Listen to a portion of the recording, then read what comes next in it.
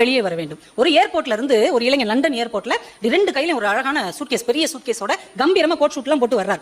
ஒரு பெரிய மனிதர், பெரிய பணக்காரர், அன்னைக்குன்னு பார்த்து வாட்ச் போட்டு வரல. இவர்கிட்ட கேட்கிறார், தம்பி மணி எத்தனை அப்படின்னு. 2 சூட்கேஸையும் கீழே வச்சுட்டு அப்படி கோட்டை அழகா விளக்கி இப்படி பார்த்துட்டு, எந்த நாட்டு டைம் உங்களுக்கு வேணும் அப்படின்றார்.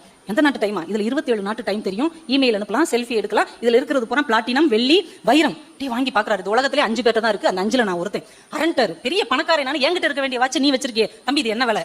பெரிய தொகையை சொல்றாரு. இதோட 2 மடங்கு தர இந்த வாட்ச் எனக்கு கொடுத்துரு. இல்லங்க இது என் கேர்ள் ஃப்ரெண்ட், அப்பலாம் சொல்லக்கூடாது. இவ்வளவு உயர்ந்த பொருள் என்கிட்ட தான் இருக்கணும். 2 மடங்கு தொகை. உடனே செக்க கொடுக்குறாரு, வாட்சை வாங்கிட்டார். கையில மாட்டிட்டு விலை உயர்ந்த பொருள் நம்மகிட்ட தான் இருக்குன்னு 4 ஸ்டெப் நடந்து போறார். இந்த இளைஞன், ஐயா கொஞ்சம் நில்லுங்க, என்ன இந்த 2 சூட்கேஸையும் தூக்கிட்டு போங்க அப்படின்னா. ஏன்பா அப்படின்னார். அந்த வாட்ச் ஓடணும்னா அதுக்கான பேட்டரி இந்த 2 சூட்கேஸ்லயும் இருக்கு. இதை நீங்க தூக்கிக்கிட்டே போனா தான் அந்த வாட்ச் ஓடும். நாம பல நேரம் அவர்கள் கையில் வைத்திருக்கிற அழகான காஸ்ட்லியான கடிகாரங்களைத்தான் பார்க்கிறோமே தவிர அவர்கள் தூக்கி சுமக்கிற சூட்கேஸை நாம் கவனிப்பதே இல்லை. பார்க்கும்போது பட்டுச்சலை கட்டியிருக்கோம், நகை போட்டிருக்கோம், உள்ளுக்குள்ள எவ்வளவு துயரம் இருக்குன்னு அவங்களுக்கு தான் தெரியும். அவரவர் துயரம் அவரவருடைய வாழ்க்கை. அதனால